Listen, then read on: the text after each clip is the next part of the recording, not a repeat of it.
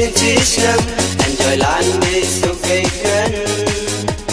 Now I have Thai chân rành cha New Year hay suru waban.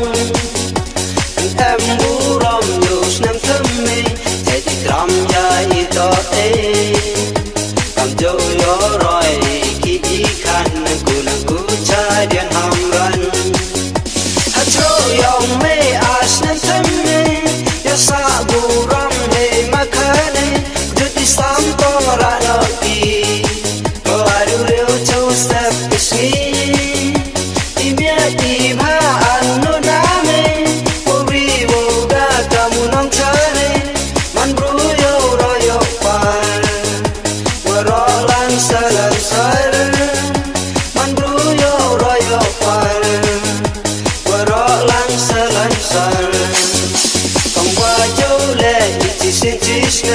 Enjoy land is so vacant. Now I have Thai chân rành cha New Year hay suru waban. Em bu rom yus nam thâm mi chạy đi ram ya ito e. Kam jo yo roi ki ikan ku cha dian ham ran. Ha chro yong me as nam thâm mi yo sa bu rom he makane Islam tora na pi. Ko adu reu cho step pisni.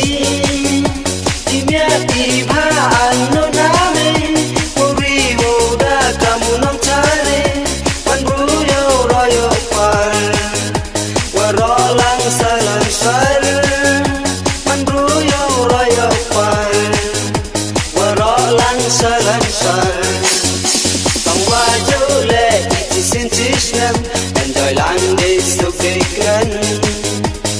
Now I have Thai chân rành cha New Year hay suru waban. Em bu rom yus nam thâm mi chạy đi ram ya ito e. Kam jo yo roi ki ikan ku cha dian ham ran. Ha chro yong me as nam thâm mi yo sa bu rom hay makane Islam tora no ki. Ko adu reu cho step pisni. Imya ti bha anu name uri wo da kamu nam chare wan bru yo royo par wa ro lang salam sar man bru yo royo par wa ro lang salam sar.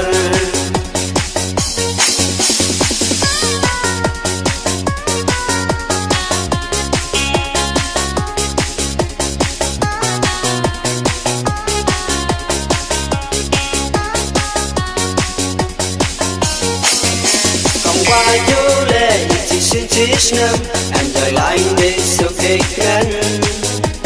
Now I have Thai chân rành cha New Year hay suru waban. Em bu rom yus nam thâm mi chạy đi ram ya ito e. Kam jo yo roi ki ikan ku cha dian ham ran. Ha cho yong me as nam thâm mi yo sa bu rom me makane jut islam tora no ki. Ko adu reu cho step pisni. Imya ti bha